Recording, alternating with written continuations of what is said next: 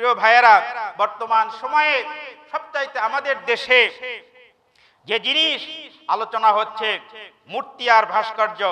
মূর্তি আর ভাস্কর্য আলেম ওলামারা বলছে একই জিনিস, যেটাই মূর্তি সেটাও ভাস্কর্য। আবার কিছু মানুষ বলছে মূর্তি আর ভাস্কর্য হলো আলাদা আলাদা জিনিস। শুধু তাই নয়, গতকাল বাংলাদেশের অনেক ওলামায়ে কেরাম তারা কোরআন হাদিসের রেফারেন্স দিয়ে তারা মাসালা দিয়েছে। ইতিপূর্বে সম্মিলিত ইসলামী জোটের সভাপতি সাহেব তিনি কাবাঘরকে ভাস্কর্য বলেছিলেন, হাজরে আসওয়াদকে ভাস্কর্য বলেছেন, এবং শয়তানকে কঙ্কর নিক্ষেপ করা হয় মিনায় যে স্তম্ভগুলো রয়েছে তিনটি, এগুলোকে ভাস্কর্য বলেছিলেন।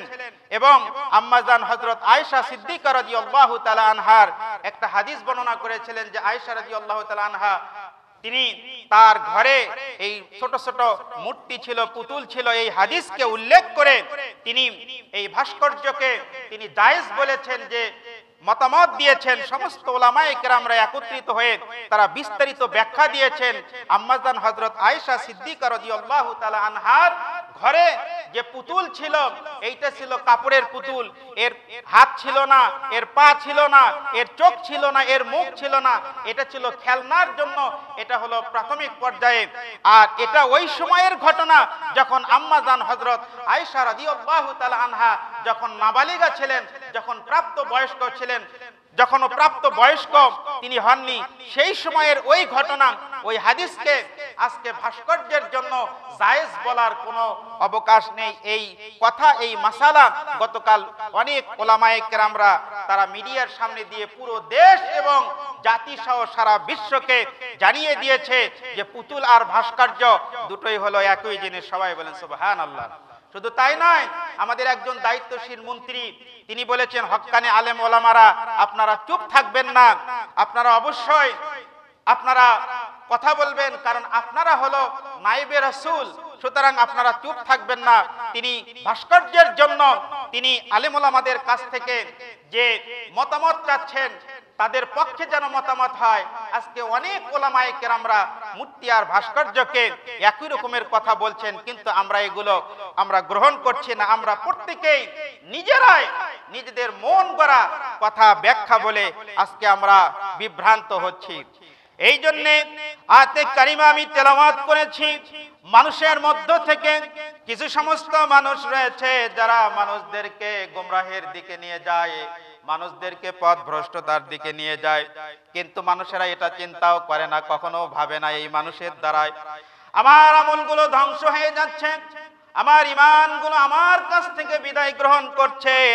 যেমন শয়তান মানুষকে ওয়াসওয়াসা দেয়, কুমন্ত্রণা দেয়, শয়তান মানুষকে ওয়াদা করে তোমরা যদি এই কাজগুলো করো তাহলে কিয়ামতের ময়দানে এই সমস্ত মাবুদগুলো, উপাস্যগুলো তোমাদেরকে মুক্তির ব্যবস্থা করে দেবে।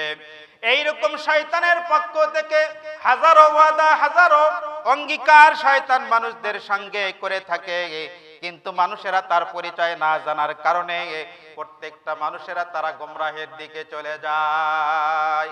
সবাই বলেন ঠিক কিনা? পৃথিবীতে যত ধর্মের লোক রয়েছে, শুধুমাত্র ইসলামের অনুসারী ছাড়া অন্যান্য ধর্মের লোকেরা তারা সবাই মনে করে আল্লাহর সঙ্গে তারা উপাস্য, তারা মাবুদ সাব্যস্ত করে, আল্লাহর সঙ্গে শিরক করে, কিন্তু তারা মনে করে না যে তাদের এই কাজগুলো সঠিক নয়। এই জন্য আল্লাহ রাব্বুল আলামিন সেই সময়ে যে কথাগুলো বলবে শয়তান, সেই দিন যে কথাগুলো বলবে আল্লাহ রাব্বুল আলামিন সেই কথাগুলোই আল্লাহ রাব্বুল আলামিন এই আয়াতে কারিমায় বর্ণনা করেছেন। শয়তান সেদিন আরো বলতে থাকবে, ওয়ামা কানা লি আলাইকুম মিন সুলতান। শয়তান প্রথমে বলবে আল্লাহ পাক ওয়াদা দিয়েছিলেন, ওয়াদা সত্যে পরিণত করেছেন, আমি ওয়াদা দিয়েছিলাম, আমি ওয়াদাগুলোকে ভঙ্গ করেছি। ওয়ামা কানা লি আলাইকুম মিন সুলতান, আর তোমাদের উপরে আমার কোনো সুলতানিয়াত ছিল না, আমার কোনো রাজত্ব ছিল না, ক্ষমতা ছিল না, আমার কোনো ক্ষমতাই ছিল না তোমাদের উপরে। আমি তোমাদেরকে বাধ্য করিনি আল্লাহকে বাদ দিয়ে কল্পিত মাবুদগুলোর উপাসনা করো, আল্লাহকে বাদ দিয়ে মানুষের তৈরি করা মতবাদগুলোকে তোমরা গ্রহণ করো, এটা আমি তোমাদের উপরে জোর করে চাপিয়ে দেইনি। ইল্লা দাউতুকুম ফাস্তাজাবতুম লি, আমি যে কাজটা করেছি ইল্লা আন দাউতুকুম, আমি শুধু তোমাদেরকে দাওয়াত করেছি, আমি শুধু তোমাদেরকে আহ্বান করেছি। আল্লাহকে বাদ দিয়ে তোমরা এই সমস্ত কল্পিত মাবুদের ইবাদত করো, দেব দেবীর উপাসনা করো। আমি তোমাদেরকে আহ্বান করেছিলাম আল্লাহর সঙ্গে শিরক করার জন্য। আমি তোমাদেরকে বুঝাইছিলাম একা একা আল্লাহর কাছে হাত তুলে প্রার্থনা করবে, নিঃসন্তানকে আল্লাহ রাব্বুল আলামিন সন্তান দেবেন। তোমার মনের দুঃখ কষ্ট সব কিছু আল্লাহ রাব্বুল আলামিন দূর করে দিতে পারবেন। এইগুলো আমি মানুষকে বোঝাইনি। আমি বলেছি উমুকের মাধ্যমে তুমি আল্লাহর কাছে প্রার্থনা করো, কাউকে না ধরলে তুমি আল্লাহকে পাবে না, সরাসরি তুমি আল্লাহকে পাবে না। অথবা আল্লাহকে যদি পেতে চাও তাহলে এই সমস্ত মাবুদের নামে তুমি উৎসর্গ করো। এই রকমের জিনিসগুলো আমি তোমাদেরকে দাওয়াত করেছিলাম, আহ্বান করেছিলাম। ফাস্তাজাবতুম লি, আর তোমরা শুধুমাত্র আমার দাওয়াতে, আমার আহ্বানে তোমরা সাড়া দিয়েছিলে। সবাই বলেন নাউজুবিল্লাহ। সরাসরি কোরআন থেকে আলোচনা করছি। আপনারা অনেকে বলবেন যে হুজুর কোরআন থেকে আলোচনা করুন।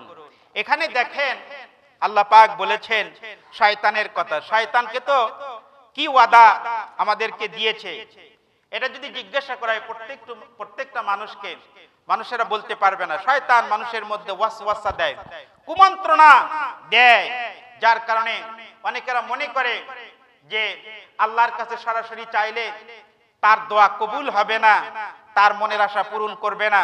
এই জন্য বিভিন্ন মানুষের নামে মান্যত করে না।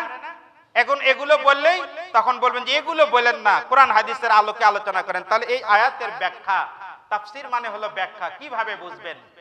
তাহলে শয়তান যে আল্লাহ পাক বলেছেন ইল্লা আন দাউতুকুম, শয়তান বলেছে আমি তোমাদেরকে আহ্বান করেছি, ফাস্তাজাবতুম লি, আর তোমরা আমার ডাকে তোমরা সাড়া দিয়েছো, জবাব দিয়েছো, আমার ডাক আমার আহ্বানকে তোমরা গ্রহণ করেছো। তাহলে এই পুরো জিন্দেগির মধ্যে শয়তান আমাদেরকে কি কি আহ্বান করেছিল, কি কি আহ্বান করেছিল, এর ব্যাখ্যা যদি বাস্তবতার আলোকে যদি আপনি না বোঝার চেষ্টা করেন তাহলে এই আয়াতের ব্যাখ্যা, এর মূল উদ্দেশ্য কি আমরা কখনোই জানতে পারবো না। এই জন্য আয়াতের ব্যাখ্যা জানার জন্য আয়াতের শানে নুজুল, আয়াত অবতীর্ণ হওয়ার প্রেক্ষাপট, কি কারণে এই আয়াতগুলো নাজিল হলো, এটা জানতে হয়, শানে নুজুল জানতে হয়।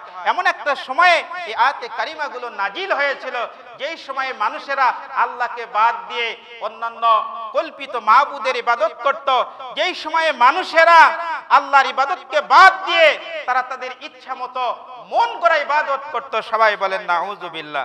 শুধু তাই নয়, শয়তান সেই দিন মানুষদেরকে এমন কিছু কথাবার্তা বলতে থাকবে, মানুষকে এমন কিছু কথা বলবে জাহান্নামের উপরে দাঁড়িয়ে গিয়ে মানুষের যন্ত্রণা, দুঃখ, কষ্ট, মনোব্যথা আরো বৃদ্ধি পাবে। শয়তান সেদিন বলতে থাকবে ফালা তালুমুনি ওয়ালুমু আনফুসাকুম, শয়তান বলতে থাকবে ফালা তালুমুনি, সুতরাং তোমরা আমাকে দোষারোপ করো না, আমাকে নিন্দা করো না, আমাকে ধিক্কার দিও না, আমাকে গালমন্দ করো না। ওয়ালুমু আনফুসাকুম, বরং তোমরা নিজেরাই নিজেদেরকে তোমরা গালমন্দ করো, নিন্দা করো, ধিক্কার জানাও। সবাই বলেন নাউজুবিল্লাহ। সূরা ইব্রাহিম 22 নম্বর আয়াতে কারিমা, অনেক বড় আয়াতে কারিমা আমি তেলাওয়াত করেছি। এটার ব্যাখ্যা, এর যদি তাফসীর যদি করতে হয় সময়ের দরকার, বাস্তবতার আলোকে ঘটনার সঙ্গে উদাহরণ দিয়ে আমাদেরকে বুঝতে হবে। আমি প্রথমে আলোচনায় বলেছিলাম যে শয়তান হলো দুই প্রকার, এটা কোরআন দ্বারা প্রমাণিত। একটা হলো জিন শয়তান, যেটা আমরা খালি চোখে দেখতে পাই না, আমাদের অন্তরে কুমন্ত্রণা দেয়, আমাদেরকে সব সময় ওয়াসওয়াসা করে। আরেকটা হলো মানুষ শয়তান। এই মানুষ শয়তানগুলো মানুষদেরকে খারাপ কাজে আহ্বান করে। এখনই যদি এই রাম শহরে, এই ঐতিহাসিক জায়গায়, এখানে যদি কোনো বড় কোনো গানের অনুষ্ঠান যদি হয়, যদি বলা হয় বাংলার মাটি 100 টাকা, তারপরেও বাংলার মাটি ফাঁকা থাকবে না, পুরো বাংলার মাটি তখন বুক হয়ে যাবে। তাহলে ওখানে যারা নাচ গান, এই যে অশ্লীল নাচ গান করার জন্য আহ্বান করে, এরা হলো জিন শয়তান, এরা হলো মানুষ শয়তান। এরা কিন্তু জিন শয়তান নয়, এরা কি মানুষ শয়তান। এখন এই ধরনের কথা বললে তখন আপনারা অনেকে রাগ করবেন, বলবেন যে হুজুর কোরআন হাদিস থেকে একবারে কোরআন হাদিস থেকে আলোচনা করেন। কোরআন হাদিস থেকে আলোচনা করলে সবচেয়ে ভালো হলো তাফসিরের কিতাব নিয়ে এসে এখানে রাখে শুধু আয়াত পড়বে, ওখানে যা লেখা আছে সব কথা লেখা আছে। কারণ ওর জায়গার মধ্যে, কোরআনের মধ্যে বাংলাদেশের নাম নাই, বাংলাদেশের কোনো মানুষের নাম নাই, এই জায়গারও নাম নাই, সরাসরি খালি ওগুলো পড়া লাগবে। তাহলে মনে করবেন যে এটাই মনে হয় আলোচনা। কিন্তু কিয়ামত পর্যন্ত আল্লাহ রাব্বুল আলামিনের এই জমিনে আল্লাহ পাকের দুশমনেরা আসবে, তাদেরকে আপনি কি দিয়ে কিনবেন? বাংলাদেশ সহ সারা পৃথিবীতে এত ঔষধ আবিষ্কার হয়েছে, কিন্তু করোনার যে ভ্যাকসিন, এই করোনার ভ্যাকসিন এখনো পরিপূর্ণভাবে মানুষের হাতে হাতে পৌঁছেনি। অন্যান্য ভ্যাকসিন তৈরি হয়েছে। তাহলে কিয়ামত পর্যন্ত এই পৃথিবীতে আল্লাহ পাকের দুশমনি করা হবে, ইসলামের সঙ্গে দুশমনি করা হবে, আল্লাহর নবীর সঙ্গে দুশমনি করা হবে। তাদের চরিত্র, বৈশিষ্ট্য, আমল, আখলাক, এইটা যদি কোরআন দিয়ে যদি আমি যাচাই বাছাই না করি, তাহলে তাদেরকে চিনতেও পারবো না, তাদেরকে অপকারিতা থেকেও আমরা রক্ষা পাবো না।